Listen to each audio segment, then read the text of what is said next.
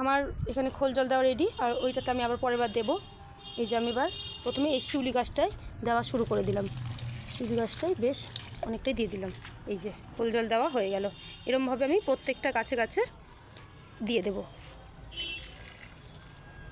ঠিক এইরকমভাবে সব গাছগুলোতে অল্প অল্প করে যতটা জলটা দরকার আমি এরকমভাবে কিন্তু সব গাছে দিয়ে দেবো।